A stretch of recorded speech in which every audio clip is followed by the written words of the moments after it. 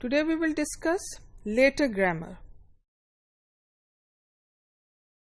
Later grammar refers to the later part of the childhood, and this is emerged or developed somewhere around a child when a child is 5 years old. Now, by this age, a child is able to construct long sentences, maybe comprising of 9 words.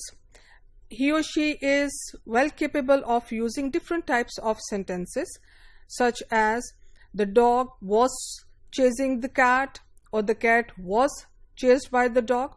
Not only that, but also the fact that they, both girl and boy, can use different form of words. For example, ER morpheme. A child is well capable of using this morpheme, adding it to a word such as small to smaller, tall to taller. Also, different types of tenses. A child is well capable of using past tense and present tense, such as I'm doing my work or I went to the party. Amazingly, at this age, a child can use figures of speech, such as he's pulling my leg, or he's a couch potato, or I love you to the moon and back.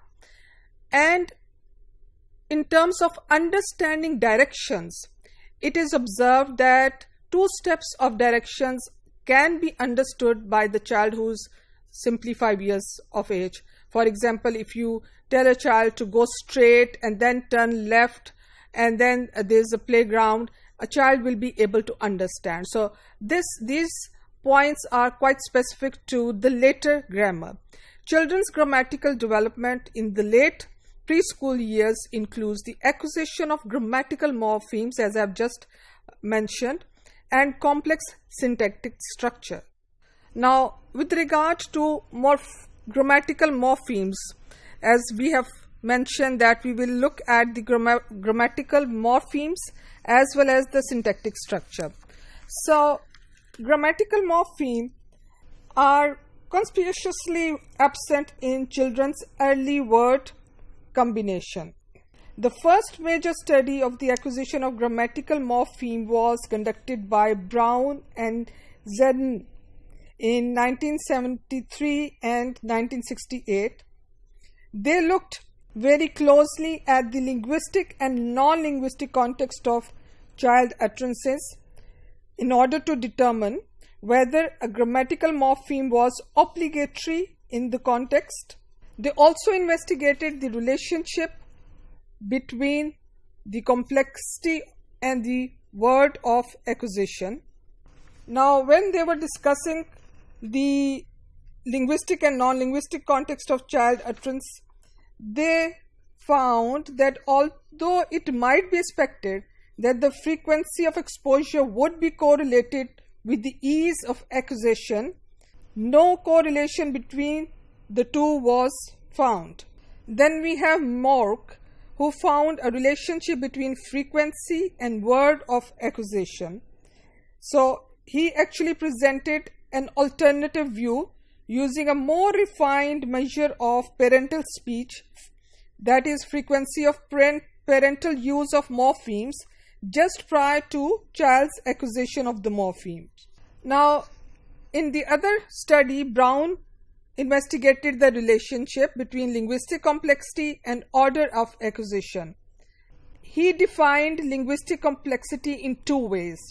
One is semantic complexity, which is also called the conceptual complexity, which refers to the complexity of ideas expressed, whereas syntactic complexity is the formal complexity, which refers to the complexity of the expressions used to convey the idea. Now, Brown predicted that the plural would be acquired before the third person regular, which would in turn be acquired before the auxiliary. Later syntactic development is something which has more to do with how children acquire grammatical morpheme gradually over a period of years. Now, during this time, their sentences get longer and more complex. Some of the changes in sentences length reflect the fact that children are now able to express agent, action, and object in a single sentence. Now let's discuss negation. Klima and Bluege found that negatives come in a series of stages. Their first step is simply to attach a negative word to an affirmative sentence, as in sentence 2. The second step occurs when children begin to incorporate negatives into affirmative sentences, such as for. Interestingly, this is when children first use contractions, as in sentence 5. Now, they do not, however, use the uncontracted form of expression, which is does not, suggesting that doesn't is an isolated achievement at this point, unrelated to a general ability to form a contraction. Now, the questions can be when you are using a form which poses a question, and English has several types of questions, such as can your baby walk, your baby can walk, why won't you let me go, where I should put it. Now these are different types of questions that are used. In terms of passive sentences, you have such as Merit Sauce, who has found that children about 3 to 3.5 years understood the passive voice, but that children from 3.5 to 4 years had difficulty with that.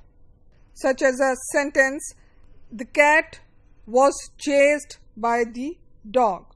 Complex sentences. Now the study was conducted by FIES about the children's accusation, and they found that the accusation was related to semantic factors, such as Jill loved rock and Sally loved jazz, or maybe you can carry that and I can carry this. So you have the coordination or a complex sentences in the form of a complement. So these things basically can be seen as the later grammatical features of language which are developed in the later half of the childhood, starting from age 5 onwards. To conclude, children acquire grammatical morphemes gradually throughout the preschool years. Complex syntactic constructions such as negatives, questions, and relative clauses are also developed during the preschool years.